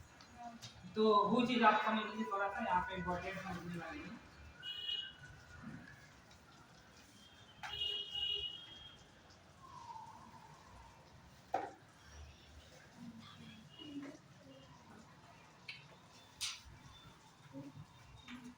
एक चीज एनालिसिस अगर हम देखें, simple sentence, simple sentence, simple sentence में क्या होता है? एक एक सब्जेक्ट होता है, एक वर्ब होती है और कुछ अदर सब्जेक्ट वर्ब और ऑब्जेक्ट, है ना। ये होता है सिंपल सेंटेंस, सब्जेक्ट वर्ब और ऑब्जेक्ट। इसमें क्या होता है? सब्जेक्ट वर्ब और ऑब्जेक्ट और प्लस क्या हो जाएगा? जैसे ये सेंटेंस लिखा तो ये हमारा सेंटेंस किसमें लिखा है? सिंपल सेंटेंस में। किसमें लिखा है? सिंपल सेंटेंस में। Social and political freedom are necessary for. तो ये तो पहचानना हमारा थोड़ा आसान है, लेकिन तो इसको परीक्षा में पूछा भी कम जाता है। परीक्षा में 2 सेंटेंस पूछे जाते हैं, सबसे ज्यादा पूछा जाता है कंपाउंड सेंटेंस का, और उसके बाद पूछते हैं तो कॉम्प्लेक्स पूछते हैं। तो हम आपको बताता हूँ कि कॉम्प्लेक्स अगर जो कंपाउंड सेंटेंस होता है उसे कैसे पहचानोगे। कंपाउंड सेंटेंस पहचानने के लिए कुछ आप वर्ड याद करिए जो हमने आपको लिखा है FAN। आप इससे अपना काम चला सकते हैं, आपको याद हो जाएगा। फैन बॉयज, क्या लिखा है? Fan boys. और फैन बॉयज से कुछ वर्ड नोट कर लीजिए, जैसे मैंने इसको बोला फॉर। अगर किसी सेंटेंस में बीच में क्या लिख दिया गया? फॉर, तो आप समझेंगे कि कंपाउंड सेंटेंस का एग्जांपल मैं बता देता हूँ, ठीक है। जैसे किसी सेंटेंस में क्या लिखा हुआ? एंड लिखा हुआ। क्या लिखा हुआ? एंड लगा 2 सेंटेंस के बीच में। किसके बीच में? 2 सेंटेंसेस के बीच में। ये तो पूरा एक सेंटेंस है, यहाँ पे भी बताऊंगा।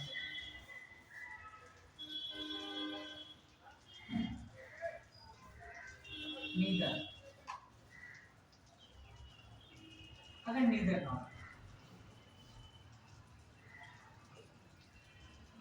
बट या फिर बोथ एंड, और yet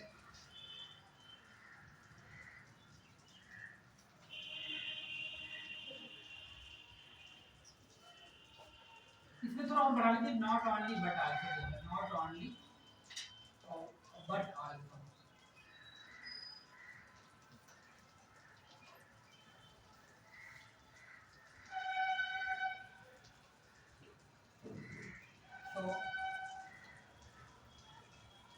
तो ये कंपाउंड सेंटेंस पहचानने का तरीका। अगर इतने वर्ड इसमें लिखे आए जाए, कहीं बीच में लगा हुआ है, तो आप पहचान लेंगे कि कंपाउंड सेंटेंस।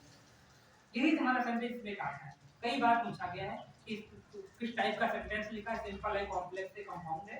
ये 4 सेंटेंस लिखे होंगे, कहेंगे इसमें से कोई एक कंपाउंड बताओ कौन है। तो कंपाउंड बताना तो इतने सारे वर्ड आपको देखना है, बीच में कौन लगे आ रहे हैं। अगर सेंटेंस में लगे आ रहे हैं तो आपको क्या बता देना कि कंपाउंड सेंटेंस है। तो ये कैसे आप करेंगे? फैन वॉइस से। ये फैन वॉइस लिखा हुआ है, अब F for, A for and, और N for neither nor, neither, और नॉट ओनली बट आल्सो, और B से होता है बट और बोथ एंड, और ओ से लिखा और, या इसे एक लिखा और सो से डोर स्टेज। ये आपको पहचानने की, अगर इतने वर्ड में से कोई नहीं मिल रहा है तो आप समझ जाना कॉम्प्लेक्स का है। तो किसका हो जाएगा फिर? तो बस एक पढ़ लीजिए, इसमें क्या आता है बोलते थे कि इतने वर्ड इसके फिक्स हो जाए। और सिंपल का तो देखो उसका ही नहीं, अगर वो भी नहीं मिल रहा तो फिर कॉम्प्लेक्स। ये चांस रहता है ज्यादा से क्या है। तो ये देखो सेंटेंस किसमें का है, कॉम्प्लेक्स है, सिंपल है, कंपाउंड है। पहले ये देखिए ये कैसा सेंटेंस है, ये सेंटेंस है ये कंपाउंड नहीं है। अच्छा एंड आपने यहाँ पे देखा ना, नहीं सर फॉल्स अच्छा देखो अब थोड़ा सा मैं बात करता हूँ, इसमें क्या होता है, टू सेंटेंसेस होते हैं, क्या होते हैं, टू या more than, two or more than, two or more sentences इसमें होते हैं, टू आर मोर सेंटेंसेस होते हैं कंपाउंड में। और क्या होता है, दो सेंटेंस है तो किससे जुड़े होंगे, एंड से। जैसे मैं कहूँ एग्जांपल में तो यहाँ पर देखिए अगर एंड यहाँ पर देखते हैं तो यहाँ पर कोई सेंटेंस तो इधर नहीं बन रहा है, बन रहा है नहीं बन रहा है, सिर्फ सोशल लिखा हुआ है। इधर देखें तो यहाँ से सेंटेंस बन रहा है, तो ये सोशल कोई सेंटेंस नहीं है, इतना सेंटेंस पूरा जुड़ा होना चाहिए ना, जैसे मैं बताता हूँ। तो ये हमारा सेंटेंस सिंपल में था, किसमें था, सिंपल में था, ये कंपाउंड कॉम्प्लेक्स में नहीं था, सिंपल में। जैसे मैं सेंटेंस बोलूं जैसे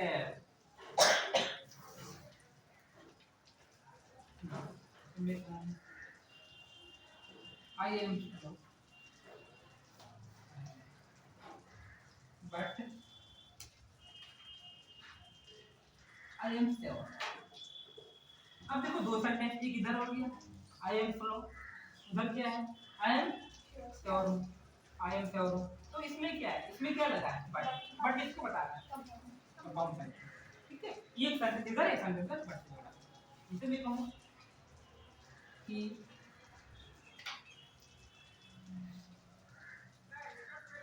he went to आगरा को गया and saw the Taj। अब ये सेंटेंस कैसा है, कंपाउंड, क्योंकि ये सेंटेंस इधर हो गया और उसे saw the Taj, ताज को देखा, ये वर्ब है, ये क्या है, ऑब्जेक्ट है। इधर भी जो सेंटेंस बनना है, कौन सेंटेंस बनना है, इंपरेटिव। इधर कौन सा बन रहा है, असर्टिव बन रहा है। तो ये सेंटेंस किससे जुड़ा है, तो ये कैसा सेंटेंस हो गया, ठीक है। तो ये सेंटेंस इसमें का हो गया। अब अगला सेंटेंस, अब देखो ये सेंटेंस नोट करिए, अगला देखिए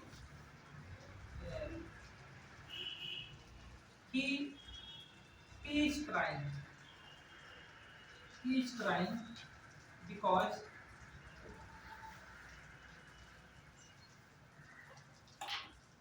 he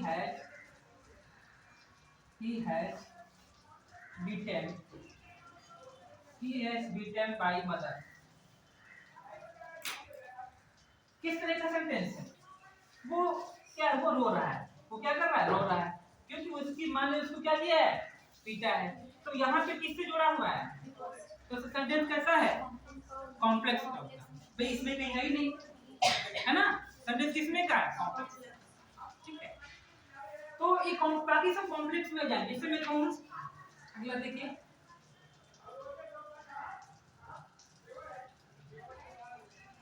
I am teacher who taught you English, अब बताइए सेंटेंस किसमें क्या है, मैं एक टीचर हूँ, इतना तक सेंटेंस हो गया। दूसरा सेंटेंस भी आपको टॉट यू इंग्लिश पढ़ाता हूँ, तो ये सब किससे जुड़ा हुआ है, उसी कॉम्प्लेक्स। तो जिसमें कभी who where which और because ये सब वर्ड आ रहे हैं, वो सब किसमें होते हैं, कॉम्प्लेक्स में।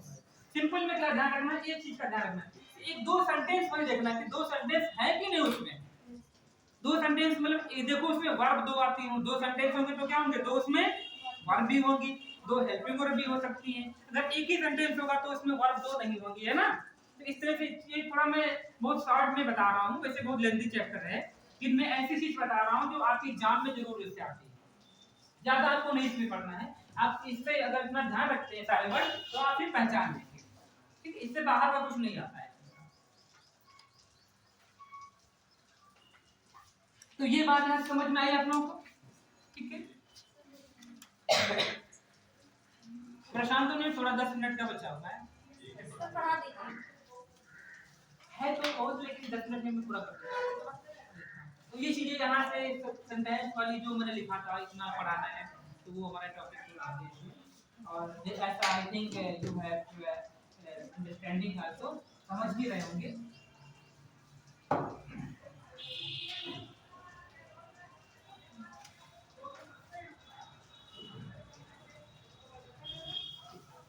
अब देखिए मैं थोड़ा सा ट्रांसफॉर्मेशन वाली बात बताऊं।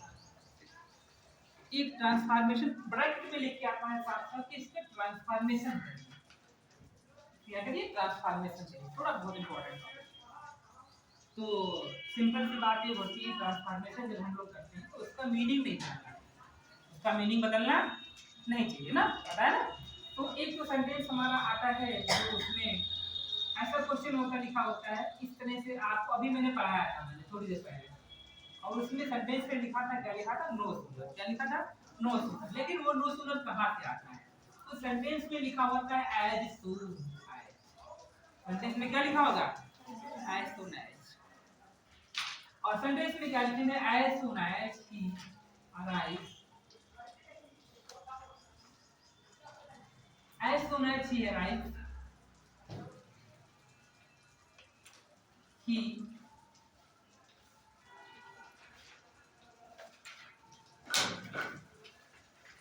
he begins to write, he begins to, जैसे जैसे वो आया और वो लिखना उसने क्या कर दिया, स्टार्ट। अब सेंटेंस में क्या पूछेगा, ये पेपर में लिखते ऐसे आता है, बिल्कुल ऐसे ही, और मैं वही बता रहा हूँ जो 50 बार पूछा गया है। शायद अगर किसी भी इंग्लिश, अगर कोई ऐसा एग्जाम होता है वनडे एग्जाम, और उसमें ये आता है कि इसमें इंग्लिश आएगी, तो आप श्योर समझ जाइए कि जरूर पूछा जाएगा। क्या समझ रहे हैं, अगर ये उसमें लिखा है कि इंग्लिश आएगी, ग्रामर का क्वेश्चन इतना इंपॉर्टेंट है।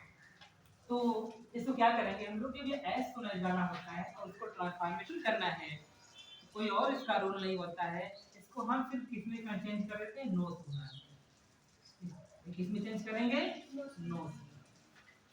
और नो सुनर वाला आपको पढ़ाया था, अभी नहीं पढ़ाया था, और उसका रूल भी क्या बताए थे कि जब नो सुनर वाला सेंटेंस होता है तो हेल्पिंग वर्ब क्या बताया था, याद है नहीं, पीछे देख लो उसमें लिखा भी है, हेल्पिंग वर्ब पहले आ जाती है, बताया था नहीं बताया था, हेल्पिंग वर्ब। तो ये भाई सेंटेंस किसमें लिखा है, सिंपल प्रेजेंट में।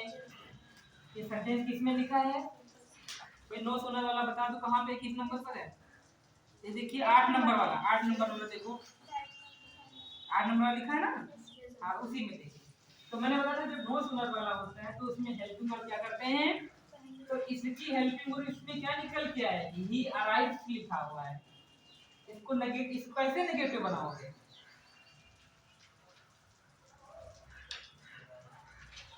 दूसरी बात थोड़ा सा स्क्रीन पे रखो।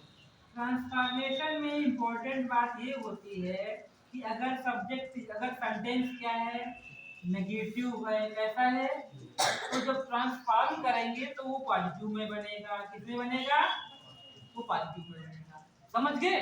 अगर नेगेटिव है तो, अगर पॉजिटिव है तो नेगेटिव में, नेगेटिव है तो, ये बात तो पहले बात याद रखिए। तो ये हमारा पॉजिटिव में लिखा था, ये किस में बनेगा, तो नेगेटिव लाने के लिए हमारे पास यही, इसके लिए यही शब्द रखा गया है, नो सुनर, और कोई वर्ड नहीं रखा है।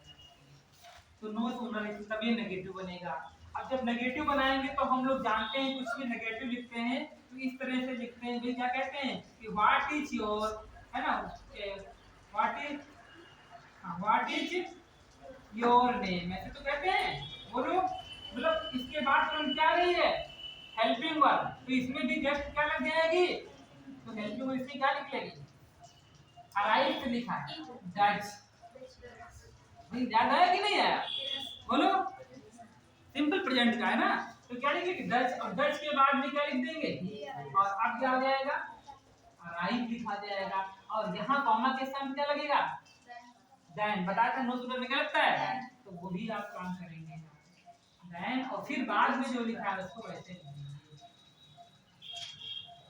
begins क्या लिखा है, टू, बताइए बात समझ में आई कि नहीं आई, अगर ये समझ में ना आया हो तो इसको मैं 4 बार और बता दूंगा। बताएं आप लोग इसको ना समझ में आया हो, क्योंकि ये आपको जरूर आना चाहिए। तो मैं यहाँ तक बोलने जा रहा हूँ कि इसके बिना पेपर यूपीएससी का नहीं बनता है। यहाँ इतना भी बोल दिया, जरूर आता है। एक एग्जांपल दे दीजिए, हम लोग बनाएं। हाँ एग्जांपल लीजिए, जैसे लिखा हुआ है एज सून, इसको ट्रांसफॉर्म करिए as soon as he went home, the mother, he went home, mother called him, mother called.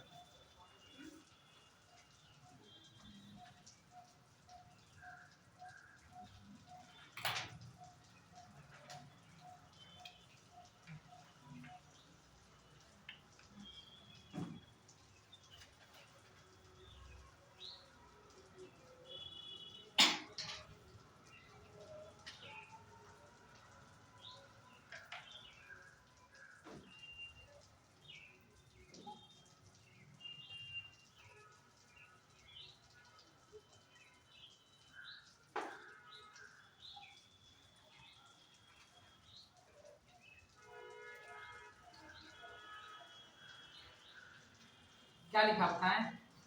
No sooner did he go home, the mother called him. फिर से बोलो। No sooner did he Did he go? हाँ Then go mother home, called him. हाँ the mother called him. then की दा then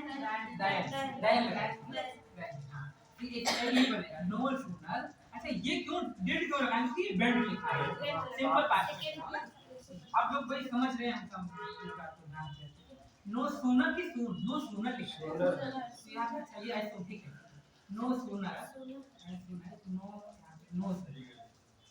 no sooner did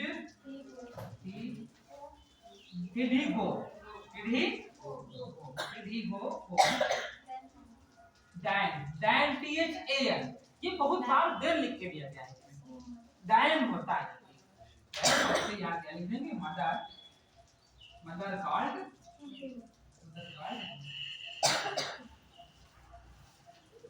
ठीक है। ये चीज समझ में आ गई है। एक और पर मैं चार्ट बना देता हूँ, उसको आप याद कर लीजिएगा, उसका भी क्वेश्चन आता है और गलत लिख करके आता है। बस मैं लास्ट में यूज करता हूँ तो लास्ट की और कर रहा हूँ। ये चीज एक चार्ट आपका ये है, एक मैं 3 वर्ड लिखता हूँ यहाँ पे, आपको शायद मैं बताया भी हूँ पहले, लिटिल और आ लिटिल, इस पर भी क्वेश्चन आता है, और दाल, और एक यहाँ पे लिखा है फ्यू और आ फ्यू, और यहाँ पे दा फ्यू। ये ऐसे 4 बनाए 6 वर्ड है, पेन भी लगता है, लगता है 6 वर्ड। और ये जो है इसमें क्या ध्यान रखना है कि जो लिटिल वाला वर्ड ये है, तीनों जो लिटिल के वर्ड हैं ये अनकाउंटेबल है। क्या ये अनकाउंटेबल, अनकाउंटेबल, ये अनकाउंटेबल, और ये कैसे हैं काउंटेबल। इसमें बहुत सारी चीजें पूछी जाती हैं। मान लीजिए कहीं लिखा है, कहीं नाम लिखा किताब का, बुक का, और लिखा है ए लिटिल बुक, तो क्या ये सही होगा? क्योंकि बुक कैसा है काउंटेबल वर्ड, तो वहां पे लिख दिया आ लिटिल बुक तो गलत हो जाएगा ना, क्योंकि बुक काउंटेबल है तो इसमें क्या लिखना चाहिए आप, यही आपको करना है। लिख देंगे आ लिटिल आपको, आप बुक है भी काउंटेबल है तो उसके साथ क्या लगना चाहिए। दूसरी बात, ये दोनों वर्ड नेगेटिव हैं, कैसे वर्ड हैं, इनके साथ में नॉट नहीं लगेगा। समझ रहे, ये दोनों वर्ड कैसे हैं नेगेटिव, इनके साथ में नॉट नहीं लगेगा। लिटिल का मतलब ये हुआ, जैसे बताऊं कि क्लास में 25 लोगों की क्लास होती है, उसमें मात्र एक बच्चा है, मतलब लिटिल होता है कम, जैसे बॉटल में कुछ पानी नहीं बचा है, कह सकते हैं आई हैव लिटिल वाटर, मतलब बिल्कुल पानी नहीं है, बिल्कुल पानी, I have little water. Uh little का मतलब है, दा का मतलब जो था वो खर्च हो गया, ये ऐसे फ्यू का मतलब कुछ बच्चे नहीं, कुछ भी नहीं, ये काउंटेबल के लिए है। आ फ्यू का मतलब हाँ कुछ संख्या है, जैसे a few students are sitting in the class, ये कहेंगे कुछ बच्चे हैं क्लास में। द फ्यू का मतलब जो आए थे वो चले गए, तो हाँ, तो ये मतलब इस कंडीशन में ये आ जाती है, ये काउंटेबल के लिए जो होते हैं, ये किसके लिए होते हैं, ये दोनों नेगेटिव होते हैं, उनके साथ में नॉट नहीं लगता है, और ये ऐसी कंडीशन का सही पूछा जाता है। तो आपको इतना ज़्यादा ध्यान रखना कि वहाँ पे सही रहेगा। 21 को